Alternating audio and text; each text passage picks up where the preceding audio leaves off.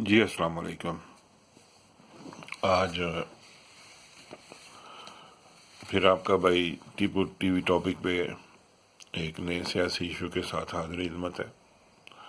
جیسا کہ پچھلی ویڈیو میں میں نے بیان کیا تھا اور کہ پاکستان میں جو حالات ہیں وہ انتہائی نازک ہو چکے ہیں، خاص طور پہ اکانومی کے جو حالات ہیں، اور لیکن کرونا آنے کی وجہ سے ہمیں 1 سے 1.5 سال کا ریلیف بھی مل گیا۔ یہ اللہ تعالیٰ کی طرف سے ایک معجزہ ہوا ہے۔ لیکن اپنے خان صاحب جو ہیں انہوں نے کسر تو کوئی نہیں چھوڑی تھی، اور جو پاکستان کے فارن ریزرو ہیں، اگر اس میں سے آپ یو اے ای اور قطر کا اور چائنا کا جو انہوں نے ڈپازٹ کرایا ہوا ہے آپ کے بینکوں میں، اور سعودی عرب کا، اگر اس کو نکال دیا جائے تو آپ کے پاس شاید کچھ بھی نہیں بچتا۔ اور یہ ایک ایسا مرحلہ ہے جو آج تک پاکستان کی ہسٹری میں پاکستان کو درپیش نہیں آیا، اور یہ ایک بہت بڑی الارمنگ سچویشن پیدا ہو چکی ہے، اور ٹی وی چینل اور عوام کو اس بات سے کوئی انٹرسٹ ہی نہیں ہے، اور ویسے بھی اس ملک کو کوئی اون نہیں کرتا۔ یہ ملک ایک لاوارث ملک بنا کے چھوڑ دیا گیا ہے۔ آج سے نہیں، آج سے 25-30 سال پہلے سے اس ملک کو، سب سے پہلے اس ملک میں اخلاقی طور پر تباہی کا عمل لایا گیا، لوگوں کو اخلاق کو تباہ کرنے کے لیے۔ یہ میں بات کر رہا ہوں اس وقت جب یہ مولا جٹ جیسی فلمیں بننا شروع ہوئیں، تو پھر آپ نے دیکھا کہ ایک طوفان بدتمیزی تھا سینما میں، اسی موضوع پہ فلمیں بننی شروع ہو گئیں، اور پھر معاشرے میں بھی یہی کلچر اور اسی طرح کے کام جو ہیں وہ پروان چڑھنا شروع ہو گئے۔ پھر اس کے بعد سٹیج ڈرامے کا کلچر چلا، جن سٹیج ایکٹر کو ہمارا میڈیا بہت بابلند، با کردار فنکار اور نہ جانے کیا کیا مانتے ہیں، یہ ان لوگوں نے شروع کیا، اور پاکستان کے عوام کا اور خاندانی ایک خاندانی اخلاقی کلچر تھا پاکستان میں، اس کا جنازہ نکلنا شروع ہوا۔ اور زیادہ بتانے کی ضرورت نہیں ہے، سب کو معلوم ہے کس طرح گلیوں محلوں میں گھروں میں انہی لوگوں کی جو جگت بازی ہے وہ اس کو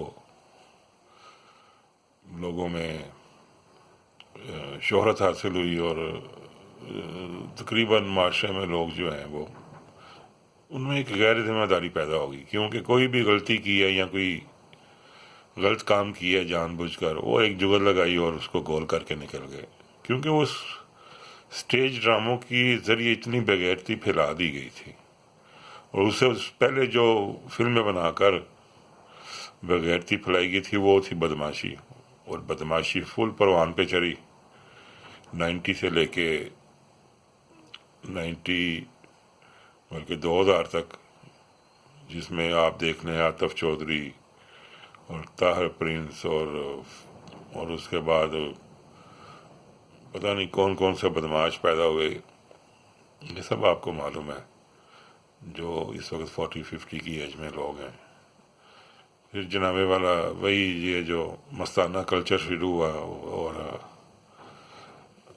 طارق ٹیڈی اور اس طرح کے لوگوں نے اتنی گندی باتیں جو ہے وہ سٹیج ڈراموں کے ذریعے لوگوں کے گھروں تک پہنچا دی کہ پورا ایک فیملی خاندان کا اخلاقی جو سسٹم تھا وہ تباہ ہوا۔ پھر اس کے بعد جناب والا وہ آ گئی نرگس مجرے جو تھے، نرگسی مرجرے جو ہیں نا، وہ اس میں یہ جو گند پڑا، اس نے بھی جو ہے ہمارے معاشرے کا جو ہے اس کی شکل کو پول کھول دیا۔ پھر اس کے بعد یہ ساری چیزیں پینیٹریٹ کر گئیں معاشرے میں، اگر پہلے 100 میں سے 20 لوگ تھے، پھر ان کی جو ریشو ہے وہ 100 میں سے 80 70 80 ہو گئی. اس طرح کے لوگ تماشبین ٹائپ لوگ بن گئے، کیونکہ ایک کوشن مل جاتا ہے نا. جب جگت لگائی اور جو آپ نے غلطی کی ہے اس سے آپ کا کوئی جواب دہی نہیں کی جائے گی اور بعد میں مٹی ڈال دی جائے گی. اور اسی طرح پھر اس کے بعد پھر یہ ٹی وی چینل آ گئے، ٹی وی ٹاک شو آ گئے. انہوں نے آ کے جو ہے پھر جس طرح کی انسرٹنسی پیدا کر دی معاشرے کے اندر، اور جو گورنمنٹ آ گئی ہے اس کو کھینچنا شروع کر دیا، اور جھوٹ اور سچ سب مکس کر دیا. کوئی پتہ نہیں کیا جھوٹ ہے کیا سچ ہے. اور کچھ ہمارے حکمران بھی اسی طرح کے آئے، پھر جیسی عوام تھی پھر ویسے ہی حکمران لے کر آنے تھے انہوں نے. جب اپنا جناب یہ یوسف رضا گیلانی اور زرداری پی ایم اور صدر بنے تو میری تو حیرت گم ہو گئی تھی کہ یار یہ لوگ بھی اب یہ پی ایم بن گیا، یہ صدر بن گیا. میرے لیے بہت بڑی حیرت کی بات ہے. لیکن پاکستان کا جس طرح کا معاشرہ تھا ان کے لیے یہ لوگ تو ہیرو تھے، یہ بہت بڑے کیا کہتے ہیں سٹوری میکر لوگ تھے. اس لیے ان کو لوگوں نے یہ نہیں دیکھا کہ یہ اس پی ایم بننے کے لیے یا صدر بننے کے لیے اس کے اندر اتنی اخلاقی کوئی اس کا جواز ہے. وہ اسی لیے تباہ کیا گیا نا، جو اخلاقیات تھیں جو لوگوں کی، کہ وہ اس طرح کے مختلف کاموں میں جو ہے نا وہ تفریق کرنے کے قابل ہی نہ رہیں کہ ان کا وہاں پہ کیا رول بنتا ہے. اور پھر اس کے بعد یہ ہوا کہ جناب لوٹ مار تو یہ بہت زیادہ انہوں نے کی، زرداری نے بھی اور نواز شریف نے بھی. اور اس میں چودھری برادران بھی ہیں، وہ بھی ہیں گجرات والے بیچارے.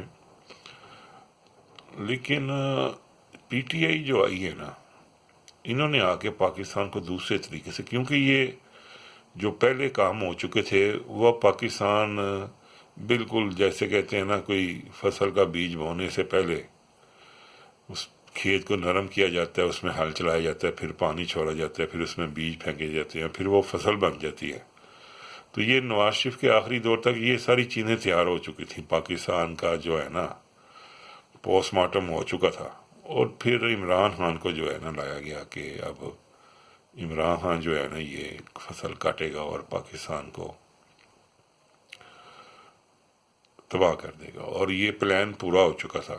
لیکن خدا کی قدرت کی بھی کرونا ہے، اور اس کی وجہ سے آپ یہ دیکھ لیں آپ کے ریزرو جو فورن ریزرو ہیں وہ ختم ہو چکے ہیں. اور 12 ارب ڈالر کی آپ نے مارچ میں قسط دینی تھی آئی ایم ایف کی اور ورلڈ بینک کی، اور جتنے بھی آپ نے قرضے لیے ہوئے تھے تو وہ آپ نے کہاں سے ادا کرنی تھی. اور اس صورت میں کیا حال ہونا تھا، یہ تھی ان کی پلاننگ کی یہ کریں گے پاکستان کے ساتھ. اور پاکستان کی عوام تو ویسے ہی اخلاقی طور پہ، اور تو حالات کیسے ہونے تھے، حالات پھر ویسے ہی جیسے عراق کے ہوئے تھے یا مصر کے ہوئے تھے اور شام کے ہوئے تھے. اس کے بعد پھر دوسری کارروائی شروع ہو جانی تھی. یہاں تک لانے کے لیے یہ عمران خان جو تھا ان کے لیے ان کا ایجنٹ بن کے آیا تھا. اور یہ مولانا فضل الرحمان کی بات بالکل ٹھیک ثابت ہوئی تھی. لیکن اللہ تعالیٰ کا معجزہ دیکھیں، اللہ تعالیٰ نے ایسے کایا پلٹ دی. لیکن مسئلہ یہ ہے کہ عوام کو ابھی تک پتہ نہیں چلا، اور ملٹری کو تو پتہ چل گیا ہے، لیکن ملٹری اب اس کو وہ تھوک کر چاٹنے والی بات ہے نا. اور دوسری بات ہے کہ کوئی ایسا اب لیڈر آگے رہا بھی نہیں جس کو پاکستان کی بھاگ دوڑ کے لیے آپ آگے لے کر آئیں گے، کوئی بندہ ہی نہیں ہے. اور یہ ہے صورتحال. اب دیکھتے ہیں کہ آگے کیا بنتا ہے. یہ تو پاکستان اب اللہ کے آسرے پہ ہو گیا، پہلے بھی چل رہا تھا اللہ کے آسرے کے اوپر، اور اب بالکل ہی اللہ کے آسرے پر ہو گیا. اور وہ عوام جو پاکستان کے جو غیرت مند لوگ ہیں، اب یہ ان لوگوں کی ذمہ داری بنتی ہے کہ وہ اپنی جانوں کی اب پرواہ نہ کریں، وہ کسی سے ڈریں نہ، آگے بڑھ کر اپنی ریاست کا ساتھ دیں، چاہے ملٹری ہے چاہے کوئی بھی آنیسٹ بندہ ہے اس کا ساتھ دیں اور اس ملک کو بچا لیں. ورنہ آپ لوگوں نے بہت دیر کر دی ہوئی ہے. اللہ تعالیٰ اس ملک کو اپنے حفظ و امان میں رکھے، اور آپ لوگوں کے ذہن میں بھی اس ملک کی قدر و منزلت کو اجاگر کرے. آمین ثم آمین.